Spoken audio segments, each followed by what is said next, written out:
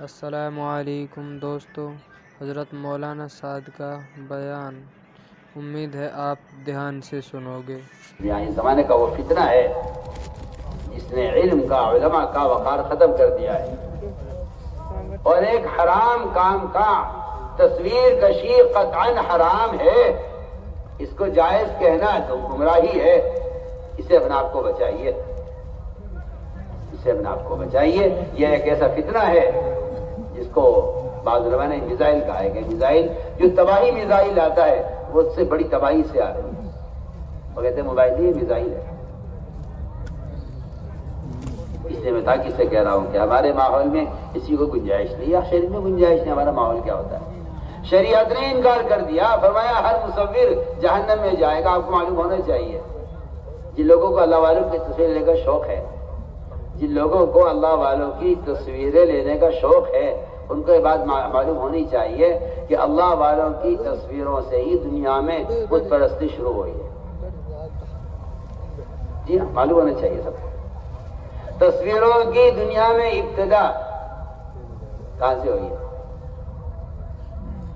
بتوں کی پوجا کہاں سے شروع ہوئی؟ بتوں کی پوجا کہاں سے شروع ہوئی؟ معلوم ہونا چاہیے نا۔ اتنے دنیا کے اندر بت پوجے جاتے ہیں، کروڑوں کی تعداد میں، کہاں سے آئے، کہاں سے شروع ہے؟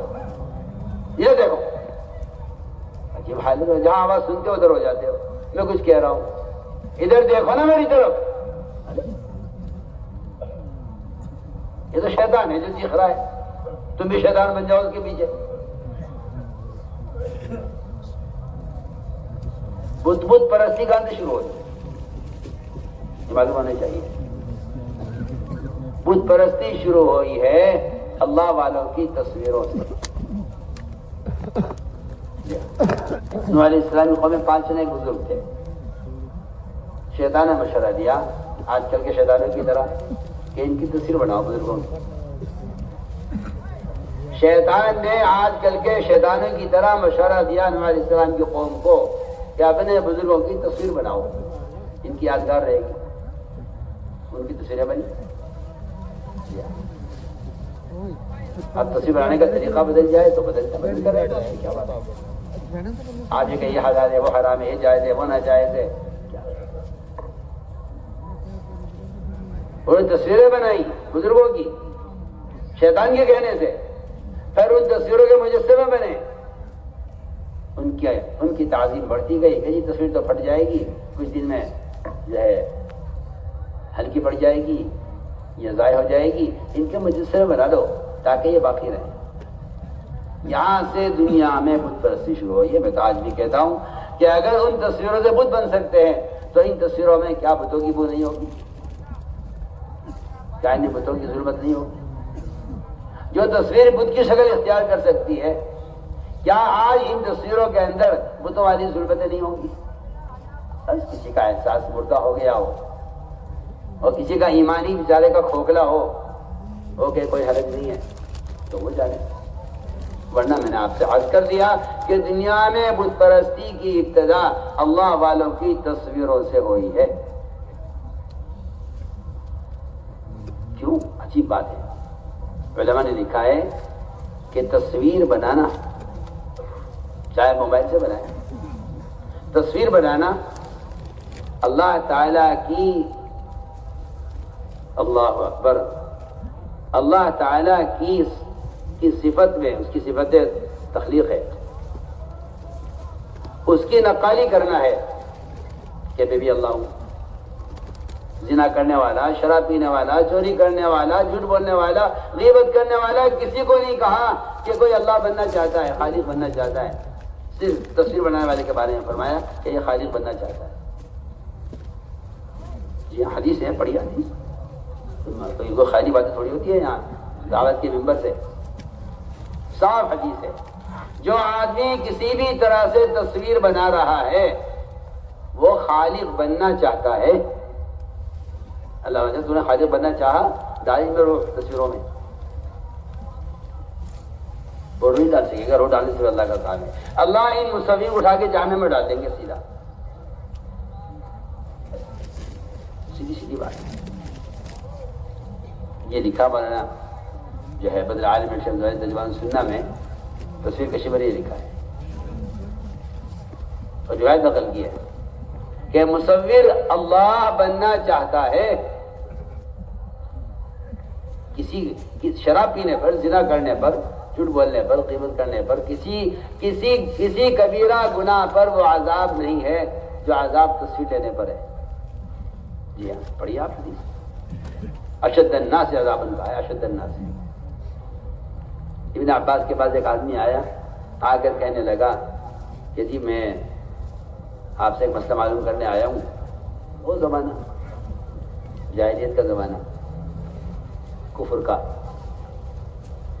وہ بیچارہ کبھی زمانے جاہلیت میں اس کا کام ہوگا تصویر بنانا، تصویر بنایا کرتا تھا۔ اس نے آ کر مسئلہ معلوم کیا ابن عباس رضی اللہ عنہ سے کہ جی میں اسلام لے آیا ہوں، مگر میرا جو طریقہ ہے، میرا جو پیشہ ہے، میری جو آمدنی کا ذریعہ ہے وہ تصویریں بنا بنا کے بیچتا ہوں، اس کے مجھے پیسے ملتے ہیں۔ یہ اس نے کہا کہ جی میرا تو کام ہی کچھ نہیں، اس کے علاوہ میں کیا کروں، میرا دھندا یہی ہے، میرا پیشہ یہی ہے، مجھے اس کے علاوہ کچھ کرنا بھی نہیں آتا۔ ابھی بچوں کو پالنے کے لیے میرا کام یہ ہے کہ میں تصویر بناتا ہوں، ان تصویروں کو بیچ کر جو پیسے آتے ہیں اس سے میں اپنی گزر بسر کرتا ہوں۔ کیونکہ یہ بات بالکل طے شدہ بات ہے کہ تصویر کا بیچنا بھی حرام ہے، اس کا خریدنا بھی حرام ہے، اس کی آمدنی بھی حرام ہے۔ سن لے کان کھول کے بھی کیا بول رہا، تصویر خریدنا، بیچنا اور اس کی آمدنی سب حرام ہے۔ جس طرح شراب کا بیچنا بھی حرام، خریدنا بھی حرام، پینا بھی حرام ہے۔ جو پیسے اس کی بیچ کر پیسے آئے ہیں وہ بھی حرام ہے۔ اس نے کہا ابن عباس رضی اللہ عنہ سے کہ جی میں کیا کروں، میرا تو پیشہ یہی ہے، میں کیا کروں۔ انہوں نے یہ نہیں کہا بھائی مجبوری ہے، حالات ہے، آج کل کی زمانہ بدل رہا ہے اور مجبوری ہے، آؤ بھائی بیٹھ کے سوچ لو، بھائی پریشانی آ رہی ہے مسلمانوں پر، آ جاؤ بیٹھ کے ذرا غور کر لیا جائے اور بیٹھ کر سوچ لیا جائے، چلو فلاں کے مذہب پہ عمل کر لیا جائے، فلاں کے مذہب پہ مسئلہ بتا دیا جائے۔ یہ وہاں یہ کچھ نہیں ہوتا تھا، وہاں یہ تو زمانے میں ہوتا تھا۔ مجبوریوں کا دین کیا، کافروں کے تابع کر دو دین کو اور کہتے رہو ہاں ہم دیندار ہیں۔ انہوں نے یہ نہیں کہا مجبوری ہے۔ ابن عباس نے بتایا کہ تصویر کی آمدنی حرام ہے۔ کیا کہا اس نے؟ تصویر لینا تمہارا، بنانا تصویر حرام ہے۔ وہ تو سنتے ہی اس کی تو دل کو اٹیک ہو گیا اس کے، اور وہ لمبے لمبے سانس لینے لگا، جو روایت ہے میں آپ کو نقل کر رہا ہوں۔ اور اس سے تو پریشان، اور اس پہ اتنا بوجھ پڑا کہ وہ لمبے لمبے سانس لینے لگا۔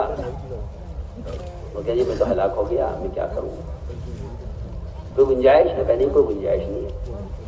آپ کا عمل بھی حرام ہے، آپ کی آمدنی بھی حرام ہے، آپ کا تصویر بنانا بھی حرام، بیچنا بھی حرام، خریدنا بھی حرام۔ سنیں موبائل والے، سنیں میں کیا بول رہا ہوں۔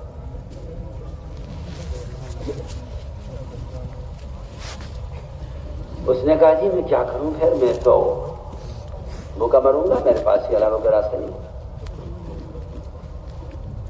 ابن عباس نے فرمایا دیکھو، اگر تم پریشان اور مجبور ہو اور اس کے علاوہ تمہارے پاس کوئی راستہ نہیں ہے تو پھر میں تمہیں اس کا مشورہ دیتا ہوں کہ تم پہاڑوں کی، دریاؤں کی اور درختوں کی تصویر بنا دیا کرو، اسے بنا کے بیچ کے گزارا کر لو۔ یہ نہیں کہا کہ بھائی تمہاری مجبوری ہے اور تو ہم تمہیں اجازت دے دیتے ہیں تصویر کی، کہ نہیں، تصویر حرام ہے۔ اگر تجھے کرنا ہی ہے یہ کام تو پھر ان چیزوں کی تصویر بنا جن میں روح نہیں ہے، جانور کی، انسان کی، کسی بھی روح والے کی تصویر کا بنانا قطعاً حرام ہے۔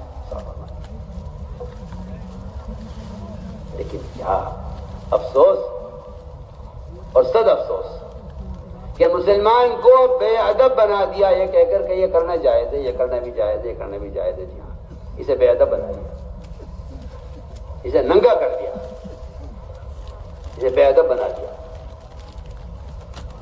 اس لیے ہم تاکید سے کہتے ہیں ہمارا ایسی قطعاً کوئی گنجائش نہیں ہے، یہ فعل قطعاً حرام ہے اور ایسا کرنے والے کو حرام کا گناہ مل رہا ہے۔ وہ جو چاہے باتیں بنا لے، کچھ کر لے، لیکن جو بات ہے وہ بات ہے۔ کریں گے بچے، بچیں گے انشاءاللہ اس سے، بالکل صاف صاف۔ اس طرح میں اس لیے عرض کر رہا تھا کہ یہ سارے کام اللہ کی رضا کے لیے ہوں، اس لیے اپنی نیتوں کو ڈھلتے رہی ہو، اپنی نیتوں کو سامنے رکھیے ہر وقت، کس لیے کر رہے ہو، کس لیے کر رہے ہو۔ ان صفات کو اندر پیدا کرنے کے لیے اللہ کے راستے کا خروج ہے۔